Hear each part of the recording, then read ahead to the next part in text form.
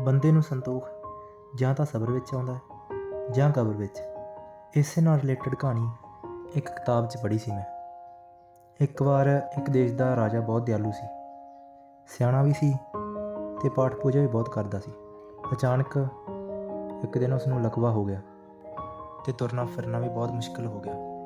ਖਬਰ ਲੈਣ ਆਇਆ ਇੱਕ ਵਜ਼ੀਰ ਨੇ ਉਸ ਨੂੰ ਕਿਹਾ, ਜਾਪਨਾ, ਤੁਸੀਂ ਰੱਬ ਦੀ ਬਹੁਤ ਭਗਤੀ ਕਰਨ ਵਾਲੇ ਦਿਆਲੂ ਰਾਜਾ ਹੋ।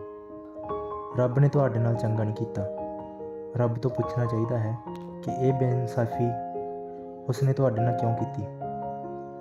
ਰਾਜੇ ਨੇ ਜਵਾਬ ਦਿੱਤਾ, ਜਦੋਂ ਮੈਂ ਰਾਜਾ ਬਣਿਆ ਉਸ ਵੇਲੇ ਤਾਂ ਮੈਂ ਰੱਬ ਨੂੰ ਪੁੱਛਿਆ ਨਹੀਂ ਕਿ ਮੈਨੂੰ ਰਾਜਾ ਕਿਉਂ ਬਣਾਇਆ, ਅਤੇ ਹੁਣ ਮੈਂ ਰੱਬ ਨੂੰ ਕਿਸ ਮੂੰਹ ਨਾਲ ਪੁੱਛਾਂ ਕਿ ਉਸਨੇ ਮੈਨੂੰ ਅਪਾਹਜ ਕਿਉਂ ਬਣਾਇਆ। ਕਾਇਨਾਤ ਇੱਕ ਮਰਿਆਦਾ 'ਚ ਚੱਲ ਰਹੀ ਹੈ, ਜਿਸ ਦੀ ਚੱਕੀ ਦੇ ਪੁੜ ਸਾਰਿਆਂ ਲਈ ਇੱਕਸਾਰ ਚੱਲਦੇ ਰਹਿੰਦੇ ਹਨ। ਕਹਾਣੀ ਵਧੀਆ ਲੱਗੀ ਤਾਂ ਲਾਈਕ ਕਰਿਓ।